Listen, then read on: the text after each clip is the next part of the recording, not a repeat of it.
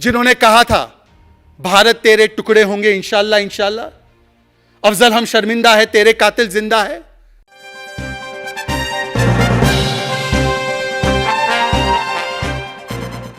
Hello everyone, आप देख रहे हैं प्रकृति प्रहरी न्यूज। आज मैं आपको बताने वाली हूँ भाजपा के राष्ट्रीय प्रवक्ता श्री शहजाद पूनावाला ने प्रेस कॉन्फ्रेंस में क्या कहा, आइए देखते हैं।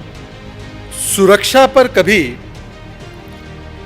खास करके राष्ट्रीय सुरक्षा पर कभी ओछी सियासत नहीं होनी चाहिए। There should never be politics played on an issue as grave as security of the nation and parliamentary security।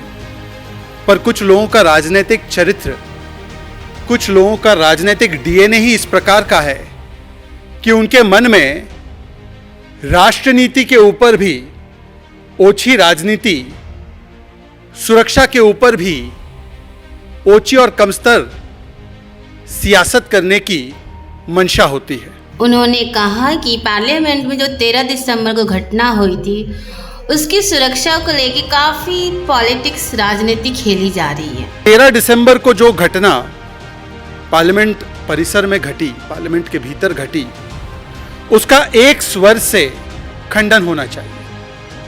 हम सभी लोग इसे मानने में कोई संकोच नहीं करेंगे कि वो अति दुर्भाग्यपूर्ण घटना थी।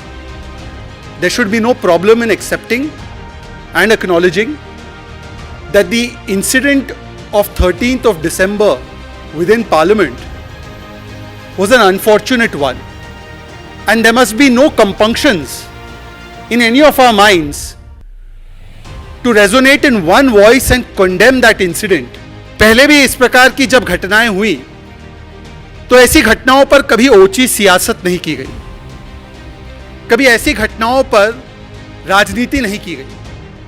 परंतु आज जो वक्तव्य राहुल गांधी का आया है, और मुझे उम्मीद है आप सभी लोगों ने देखा होगा, राहुल गांधी कांग्रेस पार्टी के हमेशा से युवा रहने वाले अपरिपक्व नेता ये कहते हैं कि घटना हुई तो हुई, पर इस घटना का मुख्य कारण जो है वो देश में बेरोजगारी है और देश में महंगाई है, इसलिए इस प्रकार की घटना हुई।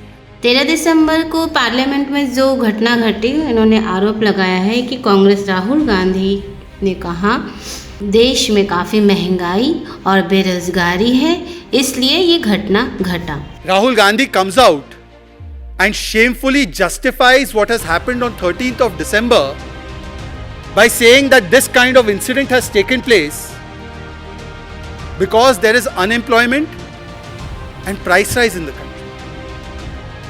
राहुल गांधी जी, आपको हुआ क्या है? किस स्तर पर आप चले गए? मतलब आप 3 चुनाव क्या हारे,